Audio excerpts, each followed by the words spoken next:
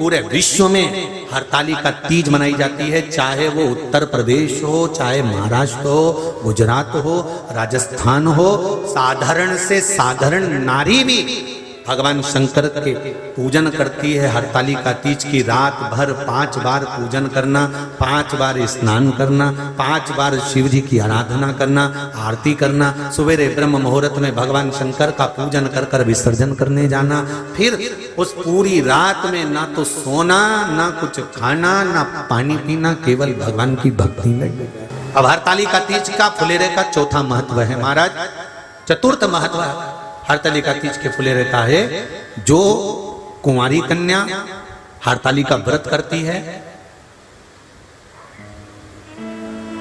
पहली बार जो हरतालिका तीज का व्रत करती हैं, या हरतालिका तीज का उद्यापन कर देती हैं, या किसी कारणवश शरीर ऐसा नहीं रहा कि बिना पानी के नहीं रह सकती, तो 2 बूंद अगर उन्होंने पानी भी पी लिया है, या कोई कारणवश कुछ गलती हो भी गई है, तो मात्र फुलेरे का दर्शन कर लेने से वो गलती शंकर स्वीकार कर कर उसको क्षमा कर देते हैं। ये चतुर्थ भाव के अंदर, जैसे ये शिवलिंग आपने बनाया बालू रेत का, मिट्टी का, जो शिवलिंग का निर्माण करा है, उस शिवलिंग का निर्माण करने के बाद में आपके मध्य में जब आप शिवलिंग बनाते हो घर के अंदर हॉल में या मंदिर में, तो ऊपर कोई कुंडी वगैरह लगी हो, पंखा लगा हो, उस पे से रस्सी बांध कर लेकर आकर इस फुलेरे को इस तरह से शिव जी के ऊपर लटकाया जाता है। इसको फुलेरा कहते हैं। ये भगवान शंकर का अखंड सौभाग्य देने का फुलेरा होता है, जिसको माता पार्वती जी, उमा, कात्यायनी देवियों ने इसका स्मरण किया। एक गोल होता है, गोल, चौकोर, तिरछा, जिस तरह से भी बनाना हो, पर शिव जी के ऊपर नीचे शंकर भगवान होते हैं। ये थोड़ा ऊंचा, जिससे पूजन भी आराम से हो जाए, इसको ऊंचाई की ओर लगाया जाता है, जिससे भगवान, जैसे अपन जलाधारी लगाते हैं, उसी तरह से इस फुलेरे को लगाया जाता है। तो इस फुलेरे में कहीं ना कहीं पत्तियों को भी लगाना चाहिए। माला के साथ में कोई आम की पत्ती हुई, अशोक की पत्तियां हुई, उसका भी स्मरण इसमें आता है महाराज, उसका भी स्मरण। जैसे भगवान देवाधिदेव महादेव का शिवलिंग का जब दर्शन हो गए सबको फुलेरे का, अरे जम के तो बोलो, हो गए ना। और जितने लोग आस्था पर सुन रहे हैं, जितने लोग फेसबुक यूट्यूब पर सुन रहे हैं, अगर आपके स्मरण में फुलेरा नहीं हो तो उसका दर्शन अवश्य करिएगा। शिव मंदिर में अगर जलाधारी भी लगी हुई है तो जलाधारी से फूल बांधकर नीचे की ओर लटकाना चाहिए, पर लटकाना चाहिए, फुलेरा बनाना चाहिए।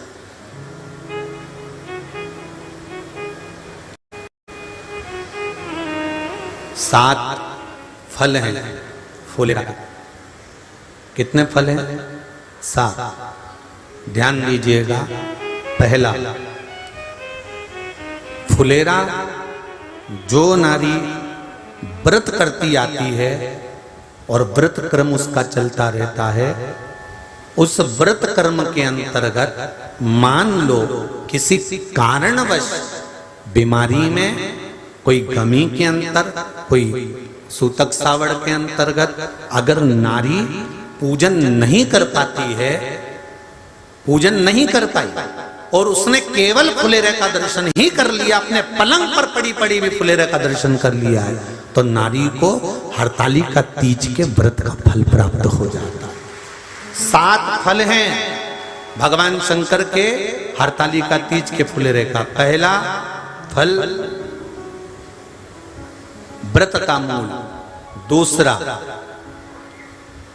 यदि कोई नारी आई और उसके संतान नहीं, 10 साल, 8 साल, 5 साल, 6 साल, 7 साल, 12 साल, 15 साल हो गए, उस फुलेरे का मात्र स्मरण कर कर एक पुष्प भी उसने अगर हल्दी कुंकू का लगाकर उस फुलेरे का टच कर कर भगवान शिव के पावन चरणों में रख दिया है और विनती कर कर गई है, तो अगला फुलेरा वो खुद बनवाती है, उसकी गोदी में संतान आ ही जाती है। अगला फुलेरा वो खुद बनवाएगी, के जाएगी, जी अगली बार फुलेरा मेरी तरफ से बनवा देना, मंदिर में फुलेरा मेरी तरफ से लगवाना, अगली बार जब तुम पूजन करो तो फुलेरा मेरी तरफ से बनवाना। ये फुलेरे का महत्व। तीसरा, महाराज हम कोई दान, गौदान, हरतालिका तीज की किताब है आपके यहाँ, जो लोग पढ़ते होंगे हरतालिका तीज की किताब, उसमें लिखा है ब्राह्मण देव को ये दान देना है, ऐसा दान देना है। अब कोई गरीब है, कोई साधारण है, नहीं है किसी की कैपेसिटी, नहीं दे सकता, तो क्या होता है? तो कहा हम गौदान नहीं कर पाते, हम स्वर्ण दान नहीं कर पाते, हम वस्त्र दान नहीं कर पाते, हम मुद्रा दान नहीं कर पाते, हम अन्न दान नहीं कर पाते। हम ये सारे दान अगर नहीं भी कर पाते हैं तो शिव महापुराण की कथा कहती है तीसरा फल फुलेरे का है कि मात्र फुलेरे का दर्शन स्पर्श कर लेने से सारे दानों का पुण्य फल प्राप्त हो जाता है। यह तीसरा फल फुलेरे। फुलेरे का अगला वर्णन करा गया महाराज शिव तत्व की ओर, शंकर भगवान की ओर। हम ना काशी जा सकते हैं, हम ना सोमनाथ जा सकते हैं, हम ना किसी स्थान पर जाकर एकांत में भगवान शंकर का स्मरण कर सकते हैं। मान लो हमें एकांत में बैठकर शिव की भक्ति करना है, किसी मंदिर में, किसी देवालय में जाकर भक्ति करना है, तो फुलेरे का मात्र दर्शन करने से, पूजन स्मरण करने से उस भक्ति का फल भी हमारे खाते में आ जाता है। और फिर अगला आखिरी का जो वर्णन किया गया है वो कहा गया कि पार्वती मैया गुफा में जाकर भगवान का भजन करती थी, शिव का स्मरण करती थी और फिर अपनी सहेलियों के साथ बैठकर शंकर का स्मरण करा, जिसका फल पार्वती को मिला। तो कहा हम ना किसी गुफा में प्रवेश कर सकते हैं, ना हम किसी गुफा में या जंगल में जा सकते हैं। इस फुलेरे के नीचे शंकर भगवान की जब अर्चना करते हैं, आराधना करते हैं, हरतालिका तीज के दिन फुलेरे के नीचे हम भगवान शिव की पूजन करते हैं, तो हमारा वन में किया गया भजन का फल ही हमको प्राप्त हो जाता है। ऐसे फुलेरे का तीज कथा कितनी तारीख को पूरी होगी? जम के बोलो जरा। 29 को। और हरतालिका तीज कितनी की तारीख की है? 30 की। 31 को गणपति जी बैठ जाएंगे, गणेश जी महाराज। तो 30 तारीख को हरतालिका के दिन निवेदन है प्रत्येक शिव मंदिरों का स्मरण हो, या जहां हरतालिका व्रत होता है वहां फुलेरे का स्मरण होना चाहिए। शिव भक्ति। महाराज अगला वर्णन किया शिव पुराण कहती है, भगवान शंकर का अनुमोदन हरतालिका व्रत, हरतालिका तीज शिव महापुराण की कथा कहती है देव ऋषि नारद भगवान विष्णु से सुन लिए, ब्रह्मा जी से सुन लिए कि तप का महत्व, साधना का महत्व, पर जो उन्होंने तुमरुका जी से सुना तो देव ऋषि नारद से रहा नहीं गया। और देव ऋषि नारद ने तुमरुका जी से कहा, तुमरुका जी क्या भादो महीने के शुक्ल पक्ष की तृतीया तिथि का इतना महत्व है कि शंकर भगवान नेत्र खोल लेते हैं? क्या शिवजी नेत्र खोल लेते हैं? इतना महत्व है? हाँ। तुमरुका जी ने देव ऋषि नारद से कहा, नारद अगर भूलवश, बहुत ध्यान देना इस कथा पर, भूलवश मान लो किसी के यहाँ हरतालिका तीज का पूजन हो रहा है, किसी मंदिर में हरतालिका तीज का स्मरण हो रहा है, किसी मंदिर में हरतालिका व्रत हो रहा है, और भूलवश मान लो आप उस मंदिर के सामने से भी निकल गए और आपको उस मंदिर की आरती, पूजन या अगर तगर की धूप बत्ती की गंध भी आपके शरीर में चली जाती है, तो शिव महापुराण की कथा कहती है नारद शंकर भगवान के सामने जब ये जीव जाता है तो जीव को शंकर के सामने जाकर दर्शन करने की जरूरत नहीं पड़ती, शंकर उस जीव का दर्शन कर लेते हैं, शिव उसका दर्शन करते हैं। महाराज कितना कितना ध्यान दीजिएगा जरा। शंकर भगवान की बारात गई, सारे हिमालय राज की नगरी के लोग शंकर भगवान को देखने आए थे। सुनिए ना कथा। छज्जों में खड़े होकर, घर के बाहर खड़े होकर पूरे हिमालय राज की नगरी के लोग शिव को देखने के लिए आए, दर्शन करने के लिए आए। और ब्रह्मदेव ने शंकर भगवान से पूछा था कि आप डमरू खड़का रहे हो, त्रिशूल घुमा रहे हो और इतने बेचैन पहली बार दिख रहे हो, इतने बेचैन, आखिर किसका दर्शन आपको करना है? किसका दीदार, किसका दर्शन?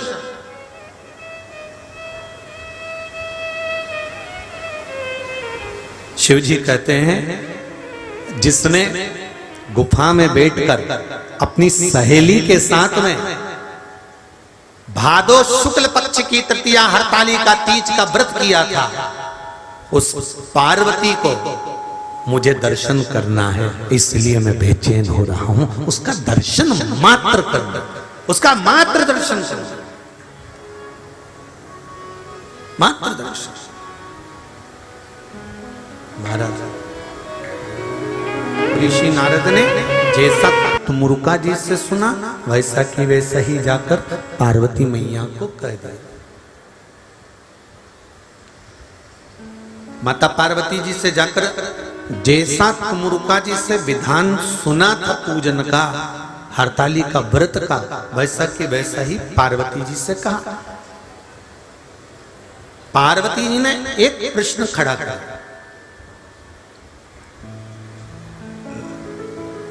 माता पार्वती का एक प्रश्न सम्मुख में आया।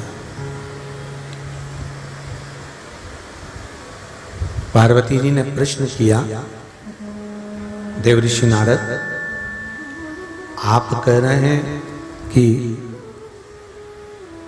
भाद्रपद की शुक्ल पक्ष की तृतीया तिथि को हरताली का व्रत करना है, बालू का या मिट्टी का शिवलिंग बनाकर पूजन करना है, रात्रि को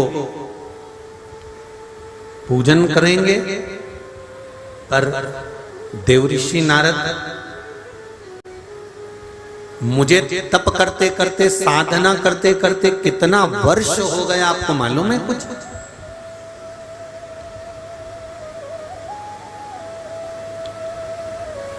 कितने वर्ष तप साधना में हो गए, कितने वर्ष तप साधना में निकल गए, कितने वर्ष मेरे तप साधना के अंतर्गत निकल गए, आपको मालूम है कुछ?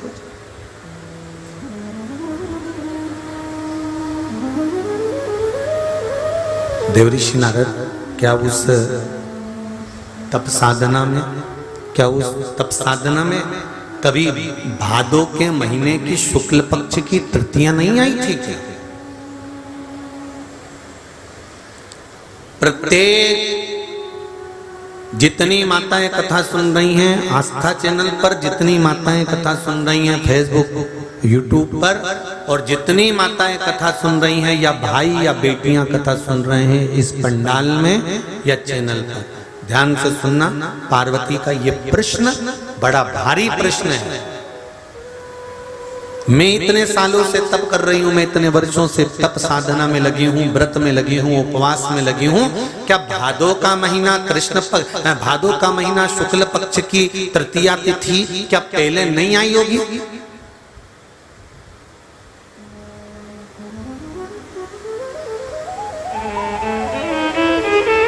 क्या पहले नहीं आई? आई, पहले भी प्राप्त हुई। शंभो रिटर्न बढ़ाओ, पहले भी प्राप्त हुई है, पहले भी। ऐसा नहीं है कि भादो महीने की शुक्ल पक्ष की तृतीया नहीं आई, आई।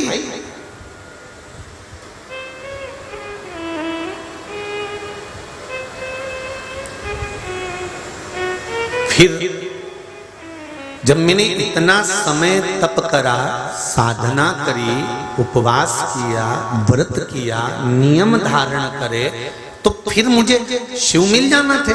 फिर अभी तक क्यों नहीं मिले?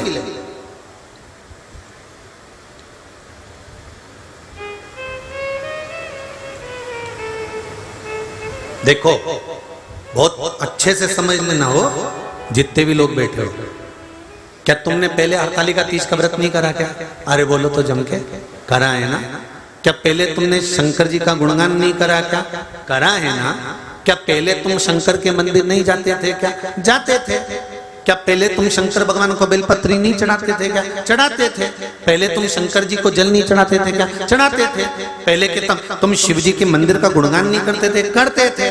फिर आखिर ऐसा क्या है शिव पुराण में कि जब से शिव पुराण सुनना चालू करी है तब से बेलपत्र चढ़ाती हूँ उसका असर होता है, जल चढ़ाती हूँ उसका असर होता है, पशुपति व्रत करती हूँ उसका असर होता है, या मैंने एक जरा सा सामान भी शंकर जी को चढ़ाया और कामना कर चढ़ाया और मेरा काम हो जाता है। उसका कारण क्या है? वो क्या कारण है? क्योंकि तुमको मालूम पड़ गया कि शंकर को जल चढ़ाने का फल क्या है।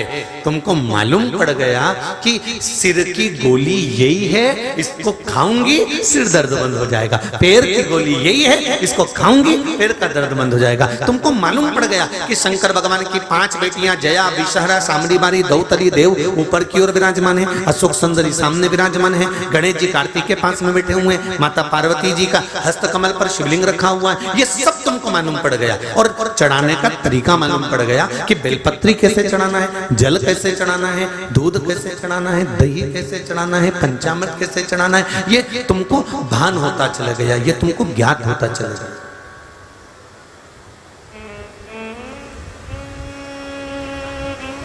अभी तक अज्ञान थे हम, अभी तक हमें अज्ञान नहीं था इस चीज का।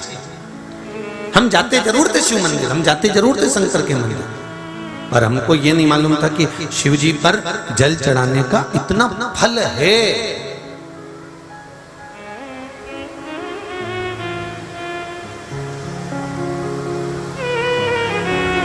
कितना सुंदर लिखा है।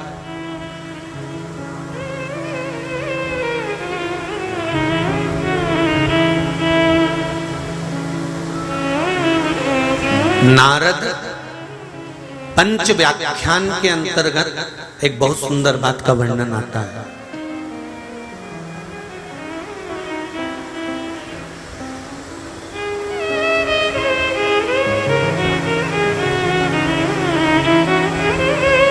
कलम पढ़ रहे थे तो उसका फोटो का भी हमने स्मरण किया, शायद हिमांशु के मोबाइल में होगा वो फोटो, कि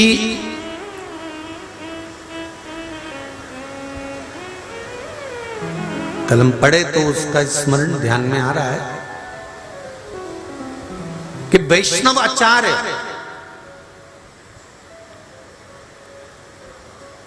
परम रसिक वैष्णव आचार्य अपनी लेखनी में लिखते हैं, देवर्षि नारद उसका वर्णन करते हैं कि जिस नगर में, जिस गांव में, जिस खेड़े में अगर शंकर भगवान का कोई मंदिर नहीं है, कोई शिवालय नहीं है, उस गांव में एक रात भी परम भगवदीय वैष्णव को नहीं ठहरना चाहिए। उस गांव में परम भगवदीय वैष्णव को एक रात्रि भी नहीं ठहरना चाहिए जहां शिव का शिवालय नहीं हो। कलम पढ़े तो उसका फोटो हिमांशु के मोबाइल में होगा, हम चाहेंगे आस्था चैनल पर वो फोटो दिखाओ कि हमने उस पुस्तक के उस पृष्ठ को जब स्मरण किया तो उसमें वर्णन आया कि गजब की बात परम भगवदीय वैष्णव के लिए लिखी है कि परम भगवदीय वैष्णव अगर किसी नगर में रुकते हैं, किसी नगर में ठहरते हैं और यदि वहां शंकर का कोई शिवालय नहीं है तो वैष्णव को उस गांव में, उस नगर में तो रुकना भी नहीं चाहिए, उसका भी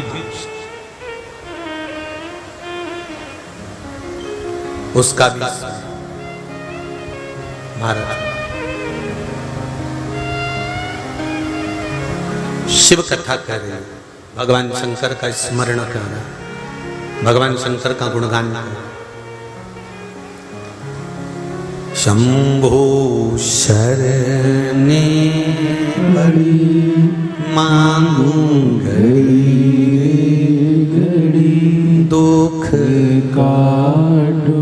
अच्छा, ये लेटर, पत्र, मोबाइल के फोटो पत्र, जो आगे आगे बैठे रहते हैं ना, ये नुकसान में रहते हैं, इनको देखने को ही नहीं मिलता। और जो एलसीडी के सामने बैठे हैं ना, एलईडी के सामने, वो तुरंत देख लेते कि हाँ ये पढ़ा। या तुम लोग घर जाके देखते होगे? अरे बोलो तो, देखते हो घर जाके? हाँ, अच्छा मोबाइल भी चालू करके बैठते हो? जय हो, श्री शिवाय नमस्ते। तो चालू करा है क्या? हाँ दिखाई सबको कि उसमें हमने पढ़ा, तो उसमें लिखा है कि परम भगवदीय वैष्णव, जो भगवान नारायण के उपासक हैं, जो राम और कृष्ण के उपासक हैं, उन परम भगवदीय वैष्णव के लिए भी देवऋषि नारद का संवाद कहता है। उस पुस्तक के अंदर वर्णन किया गया, उस ग्रंथ के अंदर वर्णन किया गया कि परम भगवदीय वैष्णव को ऐसी जगह ठहरना ही नहीं चाहिए जहां कोई शिवालय ही नहीं। पूछा क्यों? उस किताब की अगली पृष्ठ जो वर्णन किया गया, क्यों, किस लिए? तो कहा जहां शिव होते हैं वहां नारायण हमेशा विराजमान होते हैं, हमेशा विराजमान। अब आ जाओ, तुम्हारे पास का गांव ओड़ा नागनाथ, क्या ओड़ा नागनाथ बोलते, ओड़ा नागनाथ बोलते, जो भी बोलते हैं तुम समझ जाना। हम नागनाथ समझ गए, बस तुम समझ जाओ, ठीक है? ओड़ा नागनाथ में पंडित जी कह रहे थे, गुरुजी हमारे यहाँ पुरुष जल चढ़ाता है, होंडा नागनाथ में हमारे यहाँ स्त्री को जल नहीं चढ़ाने देते, सही है क्या? अरे बोलो तो जम के।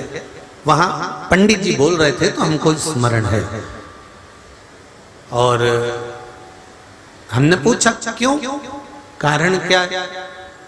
तो कहा ये जो पीठिका है, जो नीचे की पीठिका होती है, ये पीठिका जो है उस पर जो शिवलिंग रखा है, तो ये शंकर भगवान तो शिवलिंग के रूप में है, और जो ये पीठिका है ये भगवान विष्णु के रूप में। पंडित जी बता रहे थे।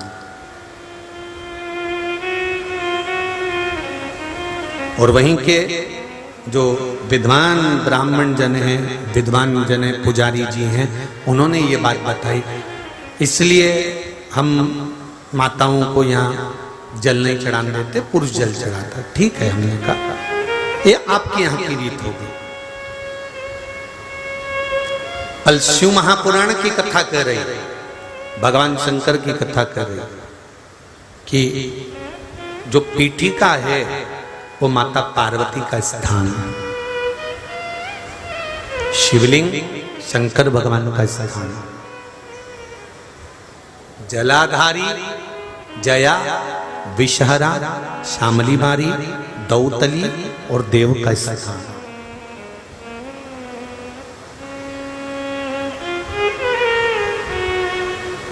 गुरुदेव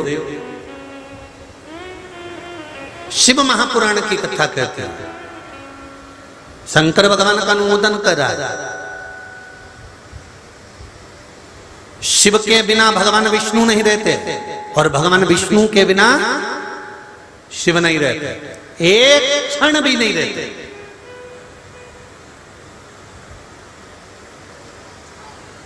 एक पल, एक घड़ी भी शंकर भगवान विष्णु के बिना नहीं रहते, और भगवान विष्णु शंकर के बिना एक क्षण, एक पल, एक घड़ी नहीं रहते।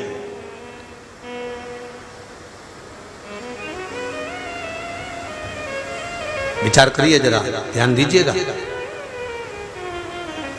हमने कितना भेद करा है भगवान में।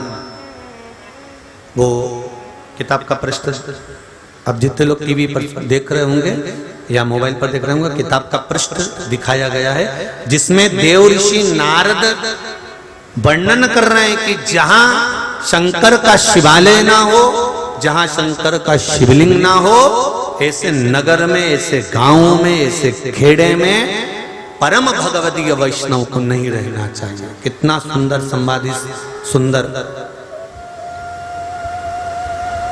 ग्रंथ के अंदर मिला, उसको पढ़िए, श्लोक के साथ उसका पूरा व्याख्यान।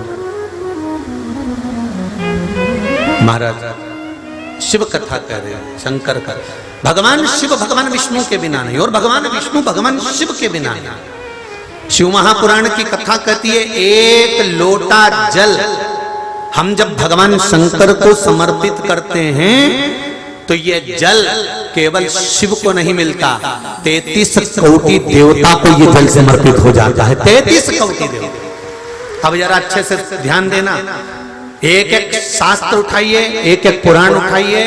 भगवान विष्णु की पूजन करना है अलग से, ब्रह्मा जी की पूजन करना है अलग से, इंद्र देवता की पूजन करना है अलग से, नवग्रह देवता की पूजन करना है अलग से, 16 मातृका की पूजन करना है अलग से, इन देवता की पूजन करना है अलग से। सारे देवताओं के अलग अलग पूजन का प्रमाण है, और किसी देवता की पूजन करोगे तो दूसरे देवता को उसका फल नहीं मिलेगा, दूसरे देवता को उसका कोई आनंद नहीं मिलेगा। पर केवल एक शिव महापुराण, स्कंद पुराण, लिंग पुराण, नर्मदा पुराण, पद्म पुराण, कुर्म पुराण वर्णन करती है कि शंकर भगवान को अगर तुमने कोई सामग्री चढ़ाई है तो वो केवल एक शंकर जी को नहीं मिलती, 33 कोटि देवी देवता को प्राप्त हो जाती है। वो केवल एक शिव की नहीं रहती, वो 33 कोटि देव, गला पकड़ रहा बाबू, 33 कोटि देवता को प्राप्त हो जाती है।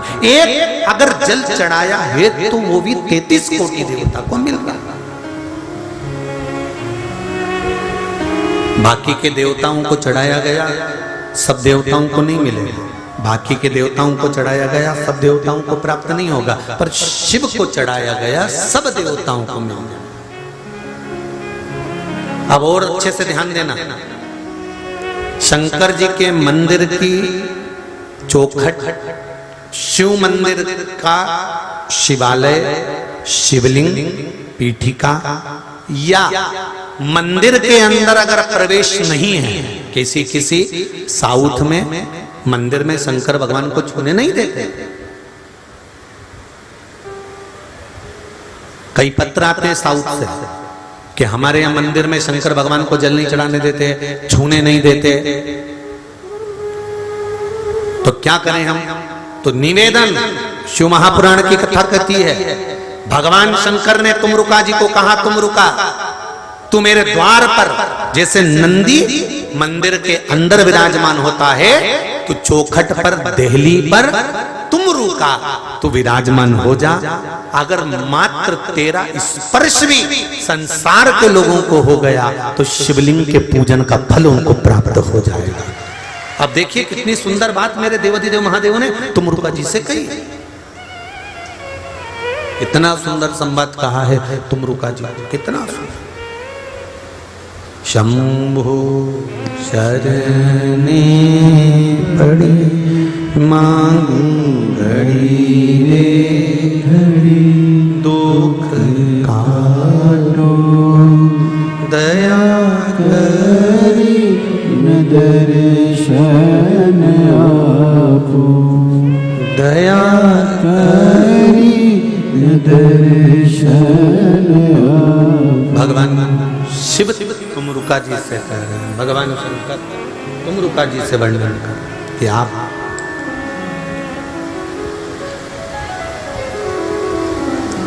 द्वार पर जाकर बैठ जाओ। अगर द्वार पर जाकर बैठ जाओगे, द्वार पर भी, शिव की चौखट पर भी अगर कोई आ गया, शंकर के दरवाजे पर यदि कोई आ गया, शिव की चौखट तक भी अगर कोई पहुंच गया, शिव की चौखट का मात्र स्पर्श भी हो गया, तो उसको शिवलिंग के दर्शन का, शिवलिंग के स्पर्श का, शिवलिंग के पूजन का फल प्राप्त हो जाएगा उसको।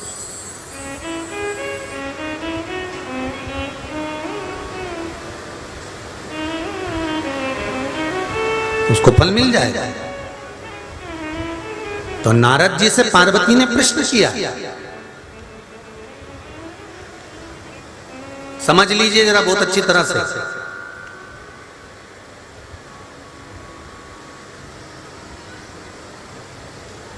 नीलम की अंगूठी पहन ली, पुखराज की अंगूठी पहन ली, मोती की अंगूठी पहन ली, इस नक्षत्र की, इस ग्रह की, सारे ग्रहों की अंगूठियां पहनकर विचार करा कि मैंने सारे ग्रह को अपने काबू में कर रखा है, मुट्ठी में रख रखा है।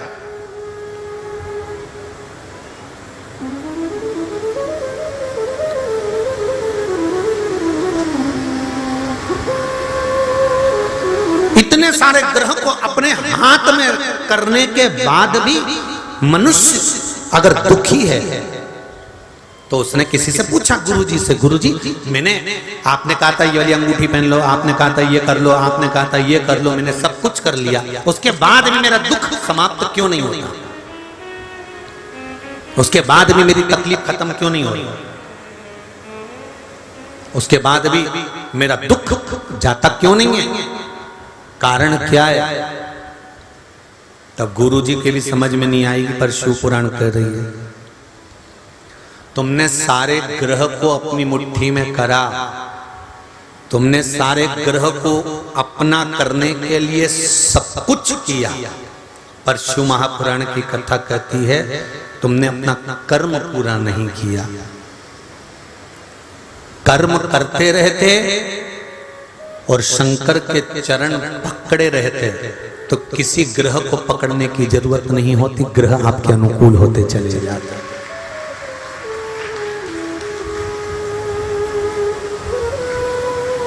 आप सब समझदार हो, चतुर हो, विद्वान हो, जितने लोग टीवी पर कथा सुन रहे हो, चाहे मोबाइल पर सुन रहे हो, चाहे यहां सुन रहे हो, आज के जमाने में कोई अनपढ़ नहीं है, सब समझदार हो, सब पढ़े लिखे हो। आपको कोई साधारण व्यक्ति, आपको कोई सिंपल सा व्यक्ति बेवकूफ नहीं बना सकता।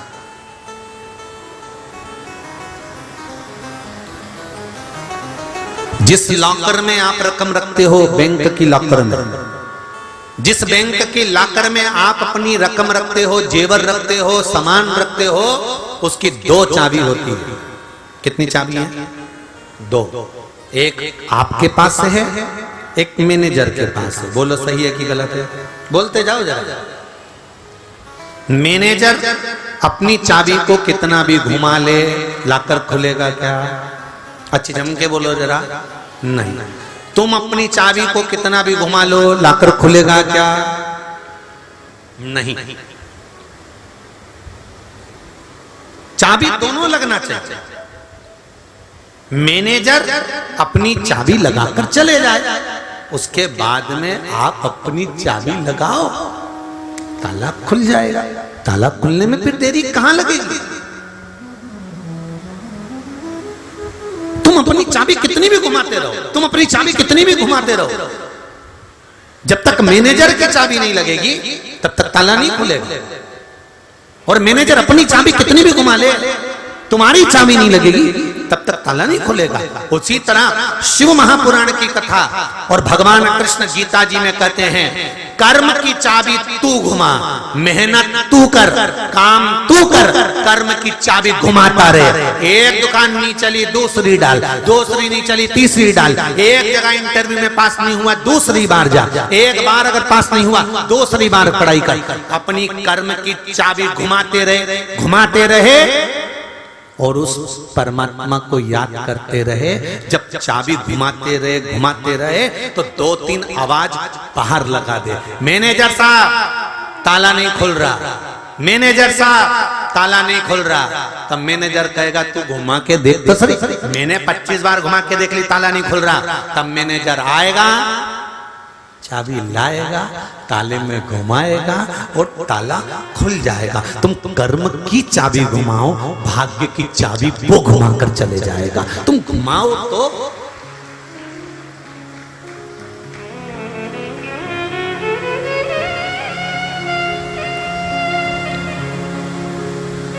तुम कर्म की चाबी घुमाते ही नहीं, पढ़ाई कर नहीं रहे हो, इंटरव्यू दे नहीं रहे हो, कर्म करना नहीं चाहते, कर्म की चाबी घुमाना पड़ेगी, तब मैनेजर भाग्य की चाबी घुमाएगा।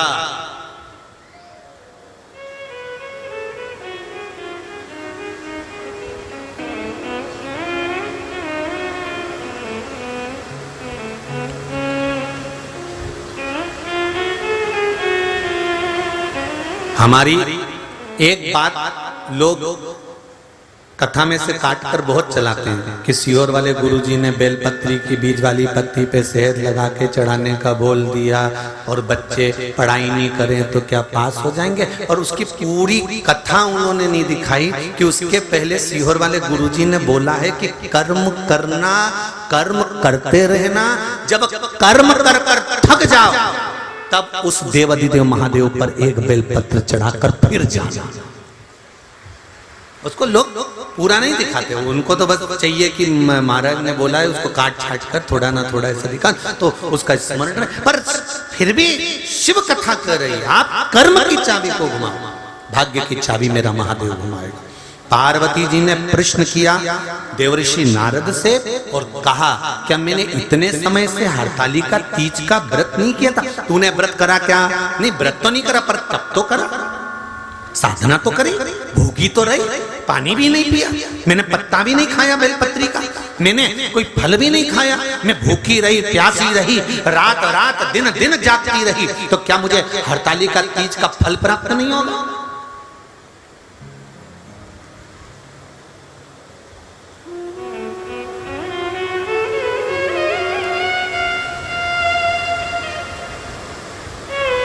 देवऋषि नारद ने कहा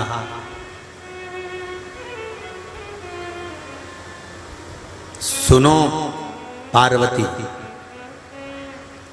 देवऋषि नारद ने दूसरी तरह से समझाया था, अपन अपनी भाषा में समझते हैं। अपने मोहल्ले में एक लड़की रहती है, समाज की है, अपने घूमती, गाड़ी चलाती, पढ़ती लिखती, सब आती जाती भी है, आपका बेटी जैसा व्यवहार भी है उससे, पर अभी तक उस लड़की से मिलना जुलना हुआ, सब बातचीत हुई, वो बात अलग थी। अब तुम्हारे यहाँ उसी लड़की का संबंध आ गया और तुम्हारे बेटे से उस लड़की का संबंध पक्का हो गया, तो अब क्या पहले जैसी बात रहेगी? ईमानदारी से बोलो जरा। लड़की को भी आंखों में शर्म रहेगी कि मैं मेरी सास से बात कर रही हूँ। पहले करती थी तो आंटी से करती थी, चाची जी, काकी जी, बुआ जी से, इस तरह से करती थी और खूब हंसी मजाक करती थी। अब उसके बोलने का तरीका बदल गया। बदलेगा कि नहीं बदलेगा? ईमानदारी से बोलो जरा। उसके बोलने का तरीका बदलेगा, उससे मिलने का तरीका बदलेगा। जब मिलेगी आदर का, सत्कार का भाव रहेगा, आदर का भाव रखेगी। पहले आदर जानती नहीं थी, वो तो अड़भंगी छोटी सी थी, जैसे बचपन से करती आई वैसे हंसी मजाक करके चली गई। उसको क्या मालूम, उसको क्या पता कि यही मेरा ससुराल है। अब ससुराल होने के बाद में वो अड़भंगापन करेगी क्या, ठिठोली करेगी क्या, हंसी मजाक करेगी क्या? नहीं, अब आएगी तो कायदे से, भले कोई बुलाएगा भी ना, बेटा हमारे यहाँ जाना, हम मम्मी में आ जाओगे। अब मम्मी करके बोली, पहले आंटी, चाची, काकी, अब मम्मी में आ जाऊंगी। और इतनी मर्यादा से बोली। अब वो बार बार आती भी नहीं है, जब उसको बुलाओगे तभी आएगी। क्यों? क्योंकि उसको मालूम पड़ गया यहाँ मेरा संबंध हो गया, यहाँ मेरा पक्का हो गया, यहाँ मेरा संबंध है, यहाँ मेरा पति रहता है। अब उसको मालूम पड़ गया। देव ऋषि नारद ने पार्वती जी को समझाया, अभी तक तुम्हें मालूम ही नहीं था कि हरतालिका तीज होता ही क्या है। तो तुम भले तप करी, साधना करी, व्रत करी, उपवास करी, उसका कोई फल नहीं। पर अब तुम्हें मालूम पड़ गया कि हरतालिका तीज की महत्वता क्या है। अब मैं निश्चित कर कर कहता हूं कि तुझे शिव मिलेंगे, ये निश्चित है, क्योंकि अब तू हरतालिका को पहचान गई, अब तू जान गई हरतालिका तीज के व्रत की महत्वता। जैसे एक दीदी ने लिखा कि फुलेरे का महत्व क्या है, फुलेरा कैसे होता है, तो आप अब जान गए, तो आपको आगे से ध्यान तो रहेगा। और आपने अगर फुलेरा मानना चालू कर दिया, आपको देखकर दूसरा मान देगा, दूसरे को देखकर तीसरा, कि हरतालिका तीज में फुलेरे का क्या महत्व है, ये दुनिया के लोगों को मालूम तो पड़ना चाहिए। तो हिंगोली की ये कथा जो अग्रवाल परिवार कराया है, इस कथा का सबसे बड़ा सार तत्व है कि लोग जो हरतालिका तीज का व्रत करते थे, उस तीज के व्रत में जो जो गलती करते थे, वो गलती सुधारने का मौका इस कथा से मिल गया और हमारा व्रत अब सफल होगा, ये निश्चित हो गया। अब हमें शिव मिलेगा, ये पक्का कह रहा है। भगवान की कथा का स्मरण वर्णन कर रहा है कि ये तो चल रहे हैं बाबू, ये दोनों चालू हैं, ये देख लो शंभू। जब कीर्तन का जो समय होता है उसमें हम समय देखकर बैठना और समय देखकर उठना,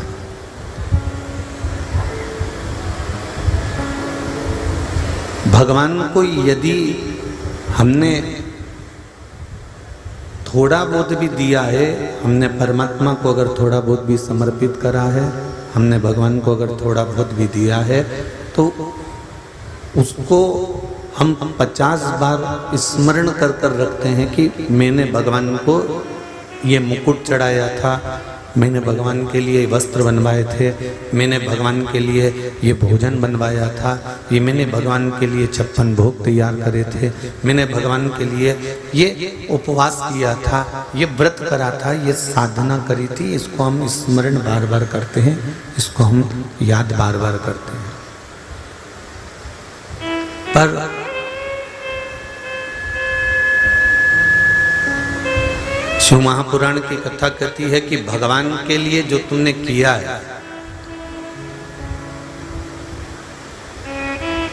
जो तुमने ठाकुर के लिए, कृष्ण के लिए, राम के लिए, शिव के लिए या समाज के लिए, यहां तक शिव पुराण कह रही है कि अपनी समाज के लिए, अपने धर्म के लिए,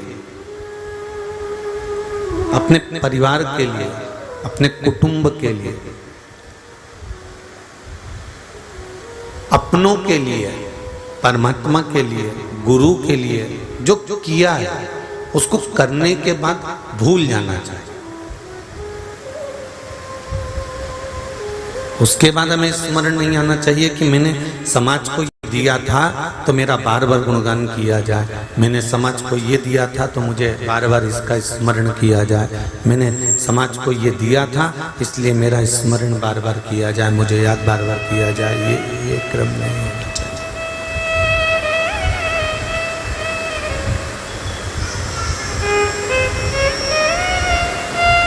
गुरु को दे दिया उसके बाद मैं भूल जा, परमात्मा को दे दिया उसके बाद मैं भूल जा, बहन बेटी को दे दिया उसके बाद मैं भूल जा, गौ माता को रोटी दे दी उसके बाद में भूल जाओ। ये मत बोलना कि अब भी तो मैंने 15 मिनट पहले तो रोटी दी थी, गाय आई थी और फिर गाय आकर खड़ी हो गई, फिर रोटी दो, तो उसको दे दी ना, भूल जाओ कि हमने 15 मिनट पहले दिया या 20 मिनट पहले दिया या 25 मिनट पहले दिया या 40 मिनट पहले दिया, या इसका स्मरण आप भूल जाइए।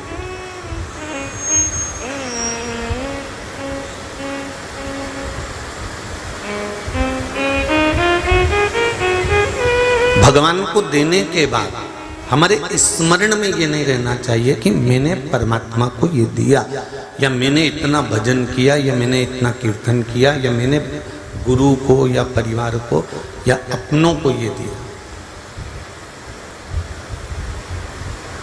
अच्छा कर्म करने के बाद भूल जाना चाहिए, पर बुरा कर्म करने के बाद हमें भूलना नहीं। क्यों? क्योंकि जो तुमने किसी का बुरा कर्म करा है तो इस कर्म का भोग तुमको भोगना पड़ेगा, आज नहीं, कल नहीं, परसों। ये जीवन है। पहले का समय था कि लोग मरने के बाद फिर नरक जाते थे और नरक का भोग भोगते थे, नरक में चले जाते थे, नरक का भोग भोगा करते थे। ये पहले का समय था।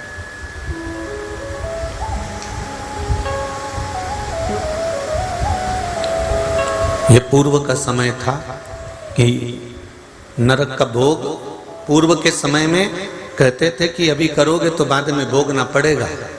पर शिव महापुराण की कथा ये नहीं कहती है कि बाद में भोगना पड़ेगा। शिव महापुराण की कथा कहती है तुमने जैसा कर्म करा है, तुम्हारे मरने से पहले तुम्हें उस कर्म का भोग भोगना पड़ेगा, इसी मृत्यु लोक में, इसी भूमंडल में।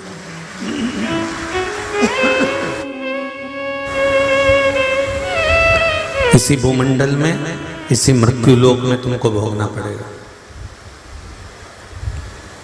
ये बंद हैं।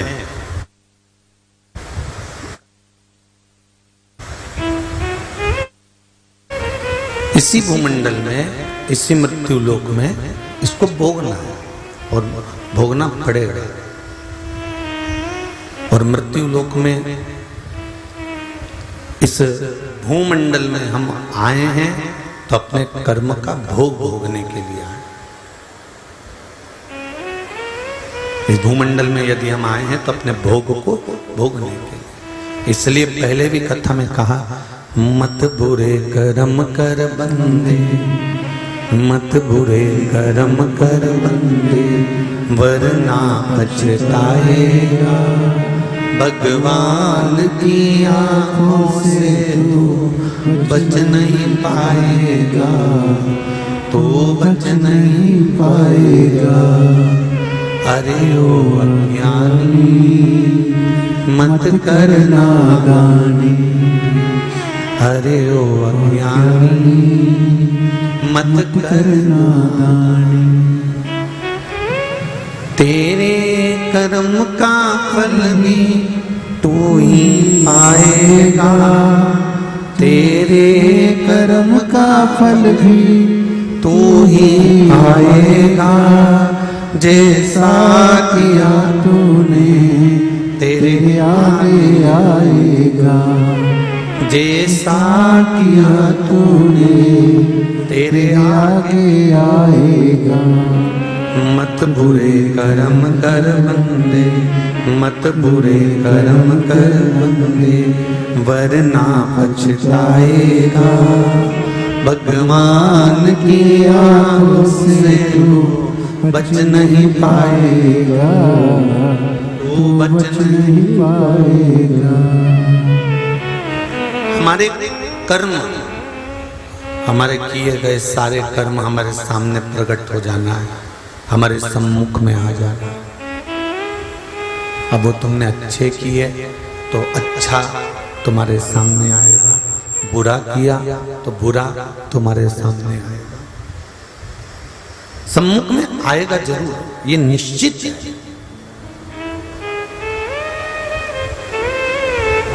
अच्छा, एक प्रैक्टिकल कर देखिएगा, छोटा सा प्रैक्टिकल है, आप जरूर करिएगा कि एक बंद कमरे में, बिल्कुल बंद कमरा, और उस कमरे में बैठकर आप किसी की निंदा कर कर देखना। एक प्रैक्टिकल करके देखना छोटा सा, कि बंद कमरे में बैठे और किसी की निंदा करने कर दी, किसी की निंदा करी। बंद कमरे में बैठकर आपने किसी की निंदा करी है, जिसकी निंदा करी है वो वहां पर नहीं है, ना उसका कोई पहचान वाला है, ना उसको कोई जानने वाला है, ना उसको कोई देखने वाला है, केवल बंद कमरा और आप हो। प्रैक्टिकल करके देखना, जिसकी तुमने निंदा करी है 15-20 दिन होंगे और तुमने निंदा करी और उस तक खबर पहुंच जाएगी, भले कोई था कि नहीं था। क्योंकि हमारे द्वारा जो शब्द निकलते हैं, हमारे द्वारा जो वाणी निकलती है, हमारे द्वारा जो शब्द निकलते हैं, हमारे द्वारा जो कहा जाता है, हमारे द्वारा जो बोला जाता है, जिसके लिए बोला जा रहा है उस तक वो वाणी पहुंच जाता है।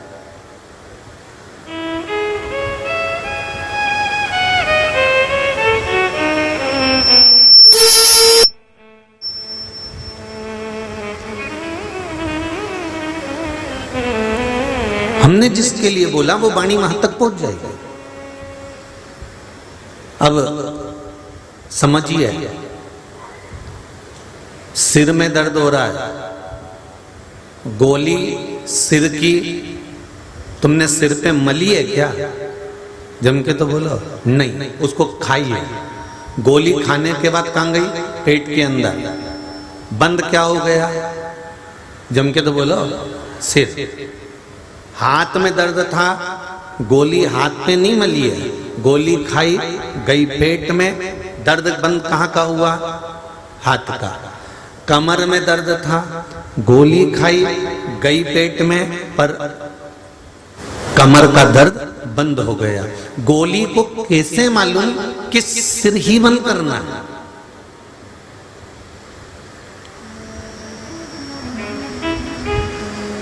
गोली को कैसे मालूम कि मुझे कमर का दर्द ही बंद करना है? गोली को कैसे मालूम कि तुम्हारे कानों में दर्द है तो कानों का दर्द ही बंद करना है? गोली को कैसे मालूम कि पीठ का दर्द ही बंद करना है?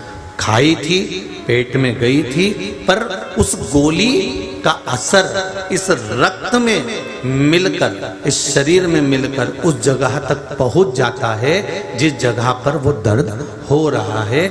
उसी तरह हम एकांत में बैठकर भी अगर भजन कर रहे हैं, कहीं एकांत में बैठकर भी मंत्र जाप कर रहे हैं, कहीं एकांत में बैठकर भी हम उसको याद कर रहे हैं, कहीं एकांत में बैठकर भी हम उसके स्मरण कर रहे हैं, तो ये निश्चित है तुम सात ताले में बंद होकर भी परमात्मा का भजन करो तो भी उस परमात्मा तक आवाज पहुंच ही जाती है कि ये मुझे याद कर रहा है।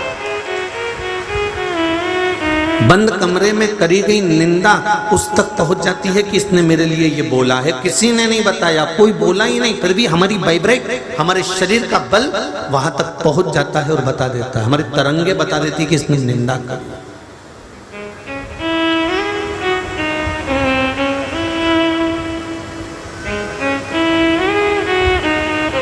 आप एक कमरे में बंद हैं और उस कमरे में बंद होकर भी निंदा कर रहे हैं तो उसके तक खबर पहुंच गई कि इसने तेरी निंदा करी, इसने तेरे लिए कुछ बोला है।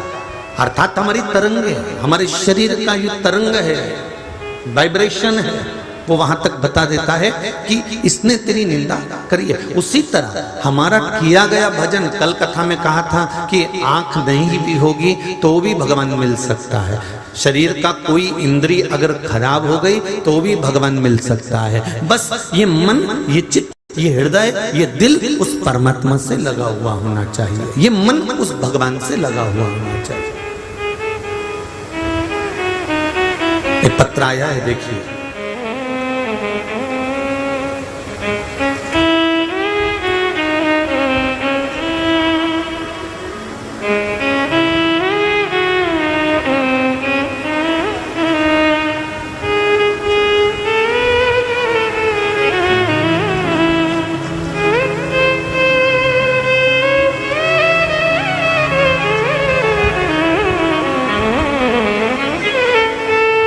मैं सोसरिता अनिल चांडक, मालेगांव, जिला वाशिम से कथा श्रवण करने आई हूँ। कहीं बैठी हो तो हाथ हिलाइएगा, जहाँ कहीं भी बैठी हो दोनों हाथ हिलाइएगा। मैं सोसरिता अनिल चांडक, मालेगांव, जिला वाशिम। गुरुजी आपकी कथा को श्रवण तो हम पिछले कई दिनों से करते आ रहे हैं। मेरे बेटे का सीए का रिजल्ट जब भी आता था वो 2 या 3 नंबर से रह जाता था। आपकी कथा सुनी और पशुपति व्रत किया। पशुपति व्रत जब एक बार का पूरा हो गया और दूसरे ही पशुपति व्रत में भगवान भोलेनाथ ने सुन ली और मेरा बेटा सीए एग्जाम में उत्तीर्ण हो गया, मैं बाबा को धन्यवाद देने के लिए आई हूं। गुरुदेव, 1 लोटा जल और 1 बेलपत्र का क्या महत्व है वो समझ में आ गया। बेलपत्री पर शहद लगाकर चढ़ाकर जाने का क्या महत्व है, कोई मुझसे पूछे तो मैं बताऊं कि उस बेलपत्री पर शहद लगाकर चढ़ाकर जाने से मेरा बेटा जो हर बार फेल हो रहा था, उत्तीर्ण नहीं हो पा रहा था सीए में, आज मेरा बेटा उत्तीर्ण हो गया, इसलिए मैं धोख लगाने के लिए आई हूं। उसका महत्व क्या है, उसकी महत्वता क्या है? तेरी कृपा बिना न हिले एक भी अणु, लेते हैं श्वास तेरी कृपा से। एक पत्र और है, पूजा मंगेश जी फालके, अकोला महाराष्ट्र से आए हुए हैं। जहां भी बैठे हो हाथ हिलाइएगा, दोनों आप ही हैं, दोनों हाथ हिला दो एक बार। श्री शिवाय नमस्तुभ्यम। हमारे यहाँ नियमित रूप से कथा सुनी जाती है गुरुदेव, शिवालय भी जाते हैं हम। बच्चे कुछ ज़्यादा ध्यान नहीं देते थे, लेकिन परली में पहले दिन कथा सुनने आए थे। एक दिन की कथा सुनी और लोटा हम लौट गए थे, घर आए। एक दिन हुआ और दूसरे दिन, उस दिन श्री अभिषेक कथा का तीसरा दिन था, छठ पूजा थी। उस दिन हमारी चाची खाना बना रही थी, किचन में कुकर चढ़ाया और बर्तन साफ करने के लिए लग गई। कुकर चढ़ाए, कुछ मिनट हुए थे कि जोर की आवाज आई। आवाज इतने जोर की थी कि पूरे कॉलोनी में आवाज गई। आजू बाजू के घर वाइब्रेट हो गए। चाची वहीं कुकर के बाजू में ही खड़ी होकर चाची काम कर रही थी और मेरा बेटा भैयू बस कुछ सेकंड के लिए वहां पर खड़ा ही था। गैस के बाजू में हटकर किचन के बाहर निकल ही रहे थे, वहीं खड़े हुए। क्या हुआ कुछ समझ में नहीं आया। कुकर की सीटी निकलकर ऊपर फर्नीचर की अलमारी पर लग गई और नीचे गिर गई। एकदम चाची के बाजू में गैस का बर्नर टूट कर गिर गया। कुकर से ऊपर का भाग ढक्कन भी फट गया। किचन का पूरा रंग बदल गया। सब शॉक हो गए। देखने वाला कोई बोल ही नहीं सकता कि कोई बचा होगा, लेकिन शिव की कृपा से किसी को कुछ भी नहीं हुआ, सब सही सलामत है गुरुदेव। हम बाबा को धोख लगाने आए हैं कि परली बैजनाथ की एक दिन की कथा का फल क्या होता है। मैं और मेरी चाची हम बाबा को धोख लगाने के लिए आए। ये शिव है। बैठिए बहन, श्री शिवाय नमस्तुभ्यम। बैठिए बैठिए। हर हर महादेव। तेरी कृपा बिना न हिले एक भी तेरी कृपा से तनो तनो हे गंगाधर मुक्ति द्वार ओमकार भोले ओंकार तो आयो शरण तिहारी शंभु तार तार तू बखान क्या करूं मैं राखों के ढेर का। बखान क्या करूं मैं राखों के ढेर का। चपटी भगवत में है खजाना कुबेर का।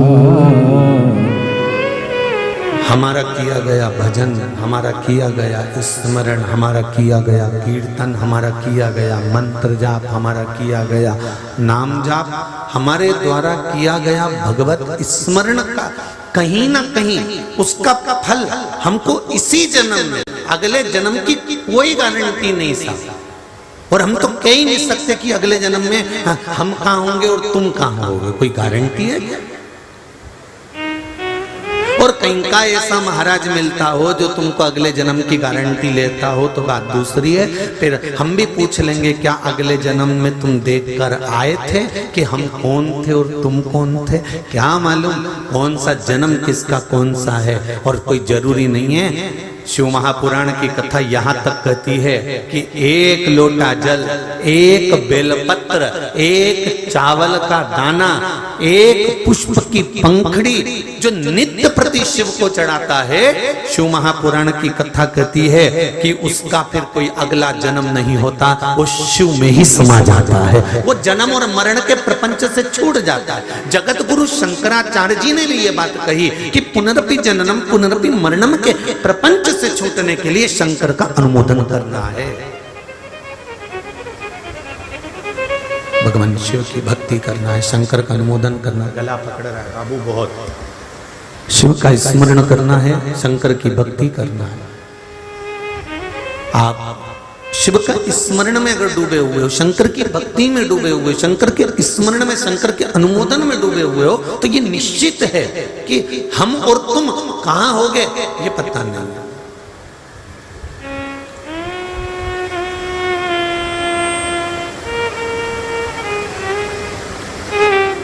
पर इतना मेरे बाबा से जरूर कहूँगा, इतना मेरे शंभू से जरूर कहूँगा, इतना मेरे शंकर से जरूर कहूँगा कि जब भी जन्म मिलेगा सेवा करेंगे, जब भी जन्म मिलेगा सेवा करूँगी। यहाँ इस कथा में कोई ग्वालियर का एक बालक आया हुआ है कथा सुनने के लिए। मुझे तो कल मालूम पड़ा कि वो सेंटिंग का काम करता है, पटिए जमाने का। और उसने एक नियम बना लिया, जब से शिव पुराण के पहले जब वो दर दर भटकता था, ठेला चलाता था, दूसरों के यहाँ काम करता था, धक्के खाता था, उसने उस दिन से नियम बनाया कि 15 दिन काम करूंगा और 15 दिन जहां शिव पुराण की कथा होगी वहां सुनने जाऊंगा। वो बेटा कहाँ आप ही हैं? आओ एक बार, कूदिए जल्दी आ।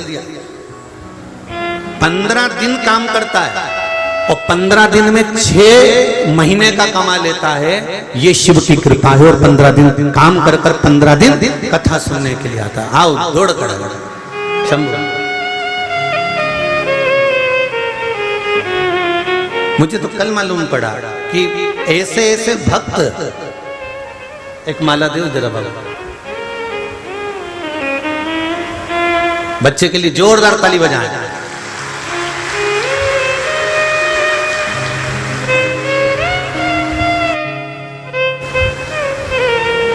कहा गुरुजी दूसरे के यहाँ काम करता था, सामान ढोता था, साइकिल पर सामान बांध कर पेटियों को लेकर जाता था, पर जब से शिव महापुराण की कथा सुनी, एक लोटे जल की महत्वता जब से मैंने समझी है, गुरुदेव 15 दिन काम करता हूं और 15 दिन में मेरा बाबा इतना दे देता है कि 15 दिन में शिव महापुराण में पहुंच जाता। 15 दिन मुझे शंकर का अनुमोदन, शंकर का स्मरण और कुछ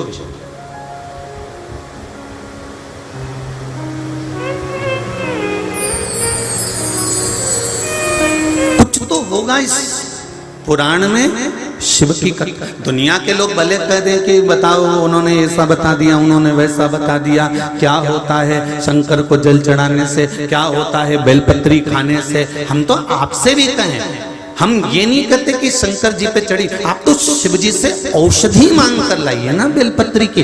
आपका शुगर, आप तो प्रैक्टिकल कर कर देखना, शुगर लेवल में नहीं आ रहा हो, बार बार तुम डॉक्टर को जांच करा रहे हो, शुगर लेवल में नहीं आ रहा, एक बेलपत्री शंकर जी से मांग कर लेकर आओ औषधि के रूप में, और उस बेलपत्र को चबा चबा कर खाना प्रारंभ कर दो। हाँ, किसी किसी को बेलपत्र खाने से मुख में छार पड़ जाता है, जीवान छार छार हो जाती है, कड़वा मुंह हो जाता है, कई बार छाले पड़ जाते हैं। उनसे निवेदन है, ऐसे नहीं खा सकते तो बेलपत्री को पीस कर गोली बनाकर मुख में डालकर पानी से निकल जाओ। और उस बेलपत्री का असर तो देखो कि शुगर लेवल में आई, बीपी लेवल में पहुंचा कि नहीं पहुंचा। हमें शिव से औषधि मांगना है, हमें शंकर से औषधि चाहिए, हमें उनका निर्माल्य नहीं चाहिए, हमें तो अमृतमय औषधि। क्योंकि शंकर के पास जो रहता है वो साधारण नहीं रहता साहब। चपटी भभूत में है खजाना कुबेर का, उसके तन पर अगर कोई भभूत का कण भी चढ़ जाता है, भस्म भी लग जाती है, तो वो कुबेर के खजाने जैसी हो जाता है।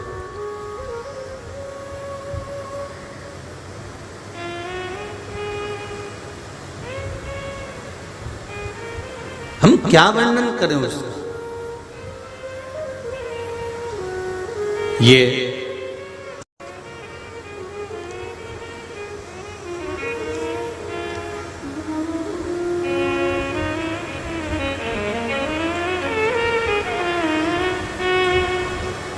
इतने सारे कार्यकर्ता लगे हुए हैं, कोई जैकेट पहना है, कोई कुर्ता पजामा पहना है, कोई नी पहना है, तो जीन्स शर्ट पहना है, कोई बनियान टी शर्ट पहना है तो कोई किसी रूप में काम कर रहा है, कोई किसी रूप में काम कर रहा है। कई लोग इनको गाली भी दे रहे होंगे, कई लोग इनको अपशब्द भी कह रहे होंगे। तुम मुझे जानते नहीं हो, बाद में मिलना, जरा कथा हो जाए उसके बाद। कई लोग इनको आंख भी दिखा रहे होंगे, कई लोग अपशब्द भी कह रहे होंगे। कार्यकर्ता तो कार्यकर्ता है, सीटी भी बजा रहा होगा, आवाज भी दे रहा होगा, चिल्ला भी रहा होगा, कई लोग बोल भी रहे होंगे, पर ये निष्कपट भावों से, निष्कपट भावों से, ये नहीं कि मेरा आ गया तो मैंने आगे बिठा दिया, उसका आया तो पीछे, निष्कपट भावों से अगर इन कार्यकर्ताओं ने सेवा करी है तो 3 महीने के अंदर ये कार्यकर्ता भी मुझे सीहोर में मिलने वाले हैं, ये निश्चित है।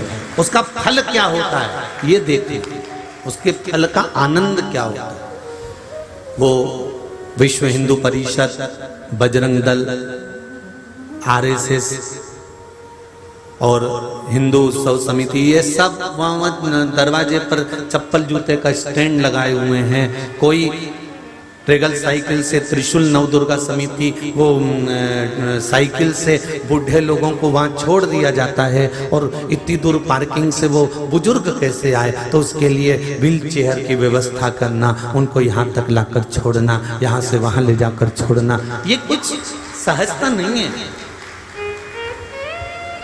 एक कोई समिति है, वो हमारे, आप लोगों से हमारी कोई बात नहीं होती, और ये जजमान बैठे, इनसे भी पूछना, या इनके यहाँ कैमरे लगे हो तो उसमें देख लेना, हम अपने कमरे से नहीं निकलते, ना इनसे हमारी कोई बात होती।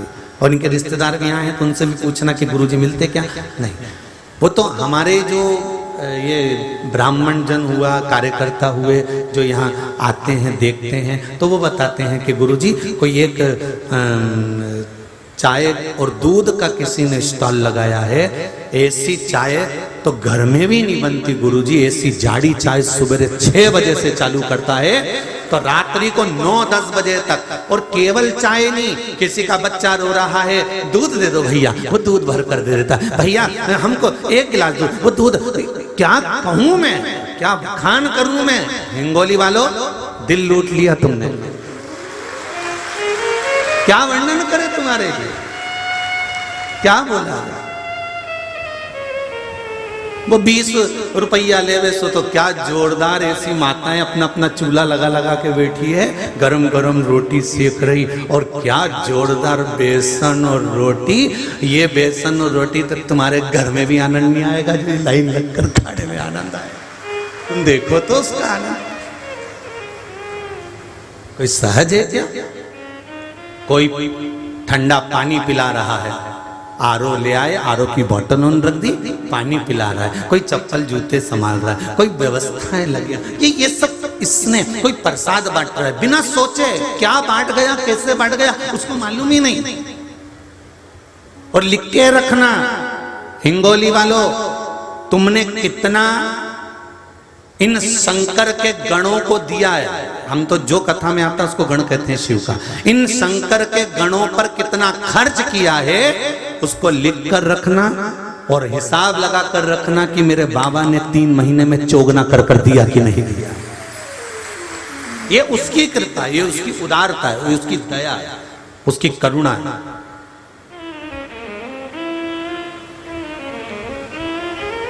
एक वो विशाल नवदुर्गा उत्सव समिति है कोई, वो खिचड़ी रोज प्रतिदिन खिचड़ी, और लोग बता रहे हैं वो दोना भर भर के, एक बार नहीं 3 से 4 बार, क्या जोरदार, कि घर में नहीं बने वो यहाँ बने। तो ये यहाँ साधारण नहीं है, यहाँ तो ये बाबा का प्रसाद है, जो पाया, जीवन का आनंद पाया, और खुश होकर अपनी जिंदगी का अलमस्त से भाव से, आनंद से स्मरण किया। यही सुख है, यही सुख है।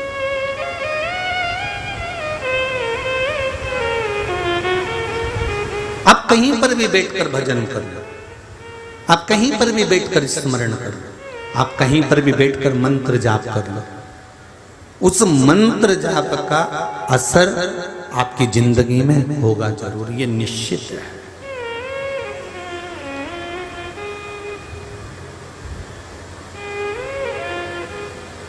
आपने सात ताले में बंद होकर भी किसी की निंदा करी तो वो निंदा वहां तक पहुंच जाती है। तो हम किसी स्थान पर बैठकर भगवान का भजन करते हैं, मंत्र जाप करते हैं, नाम जाप करते हैं, नाम स्मरण करते हैं। एक प्रश्न किसी का आया है, उस प्रश्न को जिसने किया है, बहुत अच्छी बात है कि गुरुजी हम आस्था चैनल पर कथा सुनते हैं, फेसबुक यूट्यूब पर कथा सुनते हैं, दिन में समय नहीं मिलता तो हम रात को सुनते हैं, पर कथा सुनते हैं। हम जब तक रात्रि को थोड़ा सा शिव पुराण नहीं सुन लेते तब तक हमारी आंखों में नींद नहीं आती। अब हमारे पतिदेव भी कथा सुनने लगे गुरुदेव। मेरा इतना सा पूछना है कि गुरुजी हम जब टीवी पर सुनते हैं या मोबाइल पर सुनते हैं और जहां कथा पंडाल में होती है, जहां कथा हो रही होती है, वहां जाकर सुनते हैं, इन जगह पर पंडाल में कथा सुनना या टीवी पर कथा सुनना या मोबाइल पर कथा सुनना, इसका फल कहां पर कितना कितना है वो हमको थोड़ा सा समझा दीजिए। तो एक साधारण सी बात है, पलंग पर सोते सोते कथा सुन रहे हो, आप अकेले हो या पति है या बच्चे हैं साथ में, टीवी पर सुन रहे हो, वहां 4 या 5 लोग सुन रहे हैं, यहां कथा सुन रहे हो, यहां 4 या 5 नहीं, हजारों लाखों लोग एक साथ कथा सुन रहे हैं। इसका फल क्या होता है? जब 3.5 करोड़ रोम छिद्र ये मनुष्य के शरीर में है, 3.5 करोड़, एक एक रोम को गिनना शरीर के, 3.5 करोड़ रोम छिद्र मनुष्य के शरीर में होते हैं। इसके होने का कारण क्या है?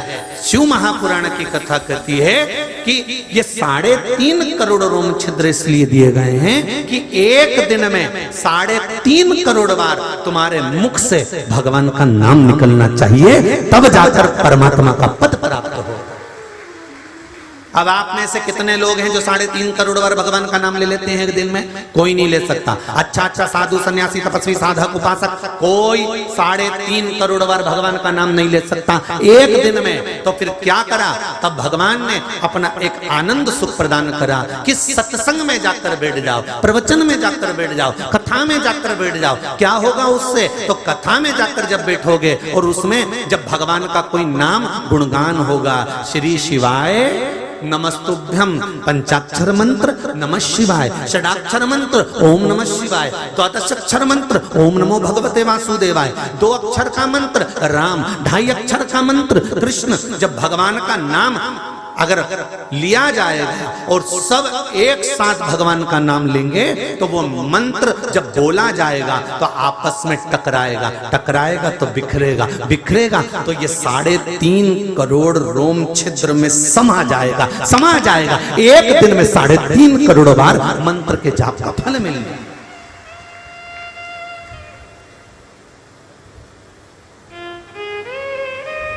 अब एक बार में 3.5 करोड़ बार मंत्र का जाप का फल आपको एक दिन में मिल गया।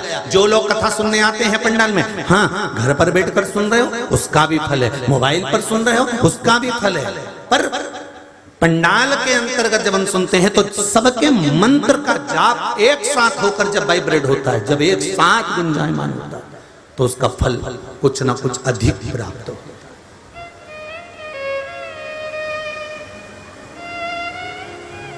शंभो शरणे मांगू घड़ी दे घड़ी, दुख काटो दया करी ने दर्शन। एक व्यक्ति आवाज उठाता है तो उसकी आवाज थोड़ी दब सकती है, पर एक साथ हजारों व्यक्ति जब आवाज लगाते हैं तो उनकी आवाज दबती नहीं, वायुमंडल के द्वारा चलती चलती उस परमात्मा तक पहुंचती है और वो परमात्मा की कृपा हम पर तुरंत हो जाती है। ये उसकी कृपा से, उसकी दया से, उसकी उदारता से हमें प्राप्त होता है, ये उसकी कृपा से प्राप्त होता है।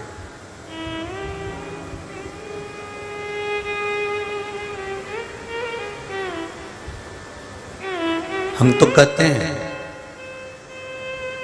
आपको भी कहना चाहिए, तुम्हारा दिल जिससे लग जाए ना, राम जी से दिल लग गया तो राम के आगे झुक जाओ, कृष्ण से दिल लग गया तो कृष्ण के आगे झुक जाओ, शिव से दिल लग गया तो शिव के आगे झुक जाओ, हरि विठ्ठल से दिल लग गया तो हरि विठ्ठल के आगे झुक जाओ।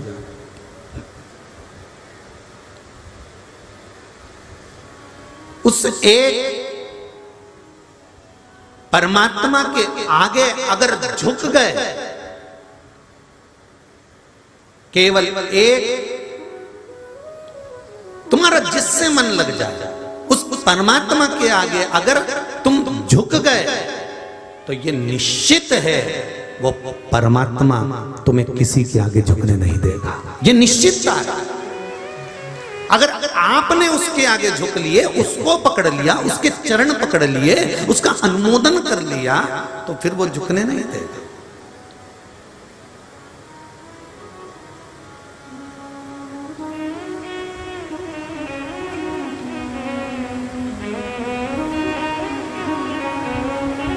फिर वो आपको साधता, पकड़ लो हाथ गिरधारी, नहीं तो डूब जाए। हे भोले, हे शिव, हे शंकर, आप साध लोगे तो सद जाए।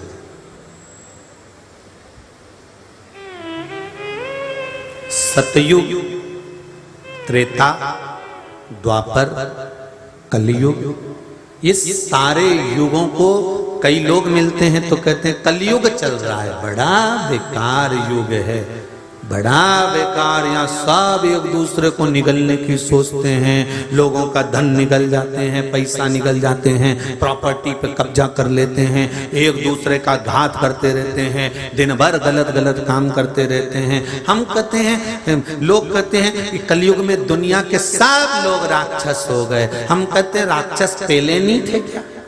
सतयुग में भी तो राक्षस थे, हिरण्यकशिपु हिरण्याक्ष थे कि नहीं थे?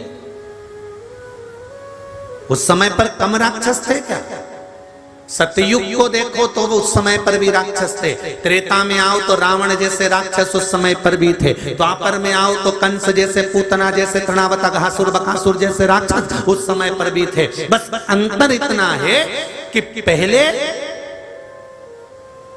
जो राक्षस हुआ करते थे, असुर हुआ करते थे, इनको सुधारने वाले मैकेनिक अच्छे हुआ करते थे। पहले के मैकेनिक और आज के मैकेनिक में अंतर हो गया। पहले का मैकेनिक गाड़ी एक बार सही करके देता था तो फिर वो गाड़ी को साल 2 साल तो आपको किसी मैकेनिक के पास ले जाने की जरूरत नहीं पड़ती थी। बस आज के समय का मैकेनिक गड़बड़ हो गया, इसलिए गाड़ी को एक बार सही कराओ ने 15 दिन में फिर वो गड़गड़ गड़गड़ गड़गड़ करे तो फिर जाना पड़ता है। यार 15 दिन पहले ही तो कराई थी यार, देख तो जरा क्या हो गया कि इसका ब्रेक थोड़ा सा टकरा रहा है, तो एक बार में क्यों नहीं सही कर देता? अब मुझे